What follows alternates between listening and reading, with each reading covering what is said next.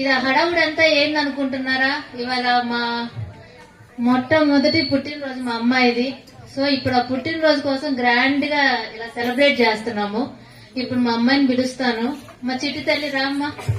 Mummy happy birthday అమ్మా చిట్టి తల్లి. Thank you mummy. కూర్చోమ్మా.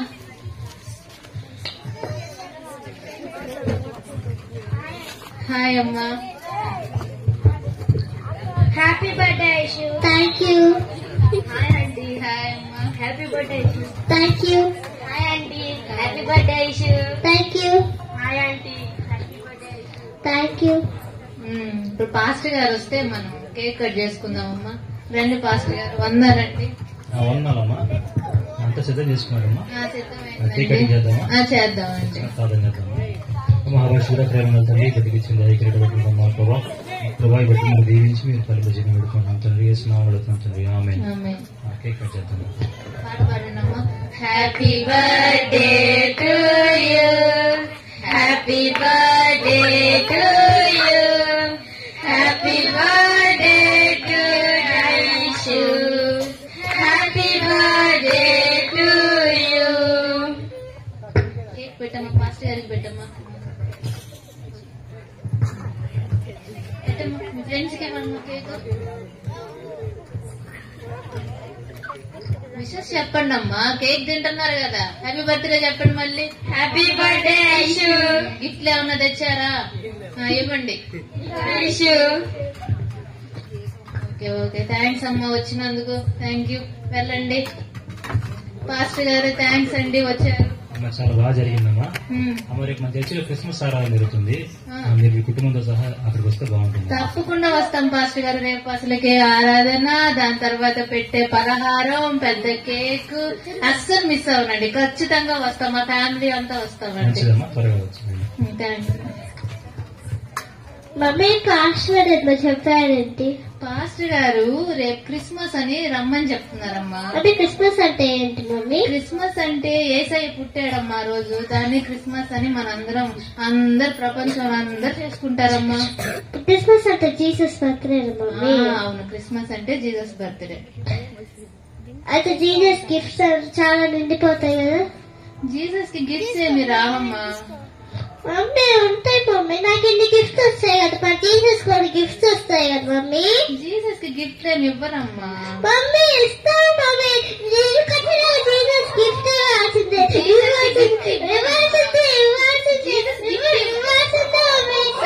సరే సరే ఇస్తాను.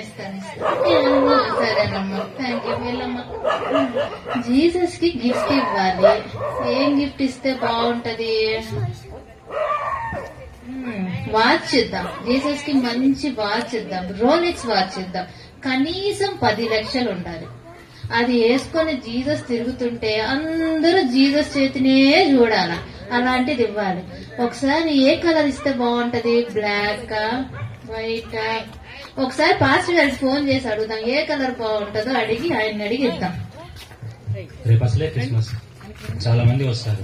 ప్రభా నీ నామానికి మహిమకరంగా అందరికి ఆశీర్వాదకరంగా ఈ క్రిస్మస్ ఆరాధన మీరే జరిపించాలండి. కొంతసేపు దేవుని సమయంలో ప్రార్థించుకుంటాను. ప్రభానికి స్తోత్రం. ప్రభానికి వందనాలు.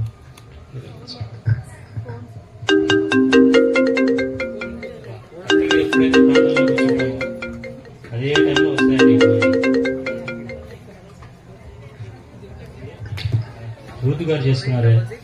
హలో హలో పాస్టర్ గారు వందానండి. అమ్మా వందనాలమ్మా. చెప్పమ్మా. పాస్టర్ గారు నేను మంచి రోలెక్స్ వాచ్ 10 లక్షలు ఉండాలండి. దాన్ని కొని గిఫ్ట్ ఇద్దాం అనుకుంటున్నానండి. 10 లక్షల రూపాయల వాచ్. 10 లక్షల వాచ్ నాకు ఎందుకమ్మా.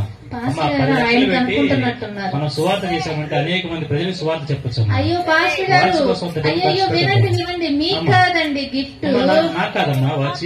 కాదండి జీసస్ కండి. ఏసైకి ఇస్తున్నానండి.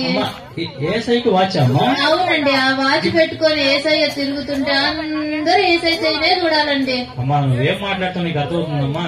అయ్యో అట్లా అంటారేంటండి. దేవుని చెయ్యి ఎంతుంటో తెలుసమ్మా నీకు. ఆయన చేతిలో ఆయన అరచేతిలో మన అందరినీ చెక్కుకున్నాడంటమ్మా. అంటే ఈ భూమి మీద ప్రజలందరూ కూడా ఆయన చేతిలో సరిపోతారు. అంత పెద్ద చెయ్యమ్మా మన దేవుడిది. అంత పెద్ద చేతికి నువ్వు వాచ్ ఏం పెడతావులే గానీ ఇలాంటి గిఫ్ట్ ఇలాంటి ఆలోచన ఏమంటే నువ్వు మానుకోమ్మా. అయ్యో పాస్టర్ గారు. హలో హలో పాస్టర్ గారు ఫోన్ పెట్టేశాడే. ఆయనకి రోలెక్స్ వాచ్ నచ్చినట్టు లేదు. ఇంకొకటి ఏదైనా ఆలోచిద్దాం. కారు కొంటే ఎట్లా ఉంటుందో, ఒక 10 లక్షలు పెట్టి పెద్ద కారు ఇస్తే ఏసయ్య కారులో తిరుగుతూ ఉంటే అందరు కారునే చూడాలి. అలాంటిది ఇద్దాం. సరే, కారు ఏ కంపెనీది ఇస్తే బాగుంటది? జీసస్ ఇజే కదా, జీసస్ జాగ్వర్ కార్ ఇద్దాం. పాస్టర్ గారికి ఫోన్ చేసి చెప్తాం, ఏమంటారో మళ్ళీ.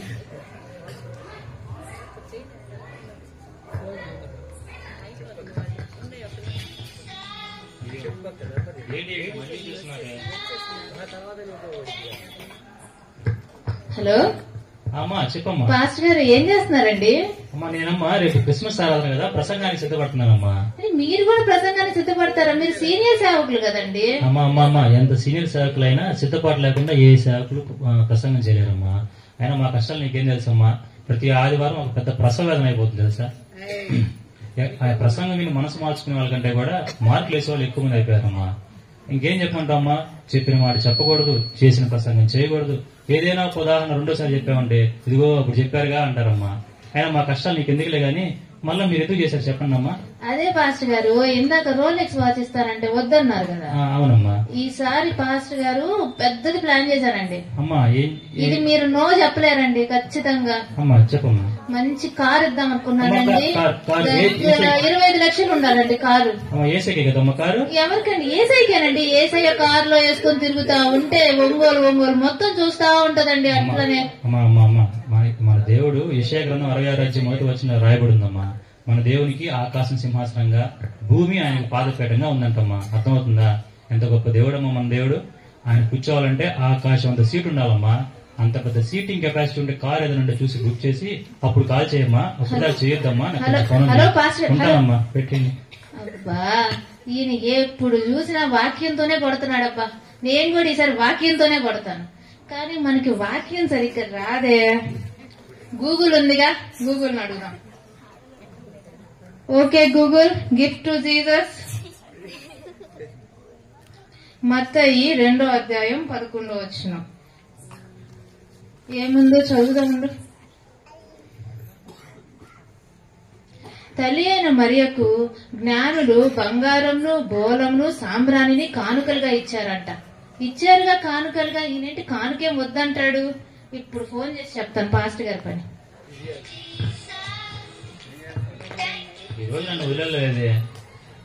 హలో హలో అమ్మా, చెప్పమ్మా. పాస్టర్ గారు, ఇందాక నుంచి వాచ్ ఇస్తానంటే వద్దంటున్నారు, కారు ఇస్తానంటే వద్దంటున్నారు. ఈసారి నేను కూడా వాక్యంతోనే వచ్చానండి. అమ్మా చెప్పమ్మా. మా అత్తయ్య 2వ అధ్యాయం 11లో ఏముందో చెప్పండి. నువ్వు చెప్పమ్మా, ఏముందో చెప్పు. అదేనండి, జ్ఞానులు యేసయ్యకు బంగారము, సాంబ్రాణి, బోలం ఇచ్చారండి కానుకలుగా. ఇచ్చారమ్మా. ఇచ్చారు కదండి, మరి నేను కానుకిస్తే తప్పేంటండి? అమ్మా, జ్ఞానులు బంగారము, బోళము, సాంబ్రాణి ఇచ్చారంటే వాళ్ళు యేసు ప్రభు అని ఒక రాజులా చూశారమ్మా. ఆయన యూదులకు రాజుగా పుట్టాడని, ఆయన ఘనతగా ఉండడం కోసం బంగారాన్ని, ఆయన పూజించడం కోసం సామ్రాణిని, ఆయన యొక్క మరణ పునరుద్ధానాన్ని ఉద్దేశించుకొని బోళాన్ని తీసుకొచ్చారమ్మా. అర్థమవుతుందా?